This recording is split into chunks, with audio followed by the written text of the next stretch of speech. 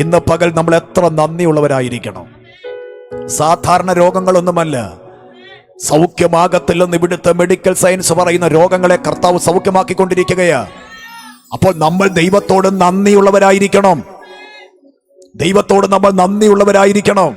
നമ്മളെ സ്നേഹിച്ച ദൈവത്തോട് നമ്മൾ എപ്പോഴും അകമഴിഞ്ഞ നന്ദിയുള്ളവരായിരിക്കണം. വിടുതലിന് വേണ്ടി ആരും യേശുവിനെ തേടി വരരുത്. 36 അത്ഭുതങ്ങൾ യേശു ചെയ്തതായി 4 സുവിശേഷങ്ങളിൽ രേഖപ്പെടുത്തിയിട്ടുണ്ട്. ആ അത്ഭുതങ്ങൾ പ്രാപിച്ചവരെല്ലാം പിന്നത്തേതിൽ ഈ ഭൂമിയിൽ മരണപ്പെട്ടു. 3 മരിച്ചവരെ ദൈവം ഉയർപ്പിച്ചു. അതിലൊന്ന് ലാസറായിരുന്നു. ലാസർ പിന്നെയും മരിച്ചു. പള്ളിപ്രമാണിയായ യായിറോസിന്റെ മകൾ, അവൾ പിന്നെയും മരിച്ചു. നയീനിലെ വിധവയുടെ മകൻ, അവൻ പിന്നെയും മരിച്ചു. എന്താ കാരണം?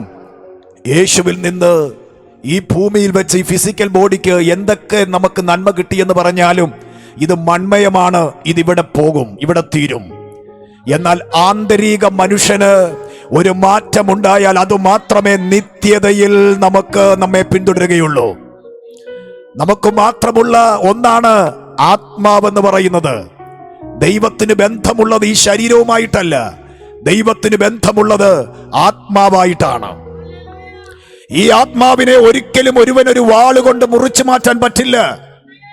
ഈ ആത്മാവിനെ ഒരിക്കലും ഒരുത്തന് വായു കൊണ്ട് ഉണക്കാൻ പറ്റില്ല. ഈ ആത്മാവിനെ ഒരിക്കലും ഒരു മനുഷ്യന് വെള്ളത്തിൽ മുക്കി ലയിപ്പിക്കാൻ പറ്റില്ല. ഈ ആത്മാവിനെ ഒരിക്കലും തീ കത്തിച്ച് തീക്കുണ്ടത്തിലിട്ട് കത്തിച്ച് ചാമ്പലാക്കാൻ പറ്റില്ല. കാരണം ഈ ആത്മാവ് ദൈവവുമായി ബന്ധം സ്ഥാപിക്കുന്നതാണ്. ശരീരത്തെ മുറിക്കാം, ശരീരത്തെ കേടുവരുത്താം, ശരീരത്തെ ഇല്ലായ്മ ചെയ്യാം, പക്ഷെ ആത്മാവിനെ തൊടാൻ ഒരുവനും കഴിയത്തില്ല. ആത്മാവിന്റെ ദാതാവ് ദൈവമാണ്. അതുകൊണ്ട് ഇന്ന് പകൽ നമ്മുടെ അകത്തെ ആത്മീക അന്തരീക്ഷം ഒന്ന് പുതുക്കം പ്രാപിക്കേണ്ടത് ആവശ്യമാണ്.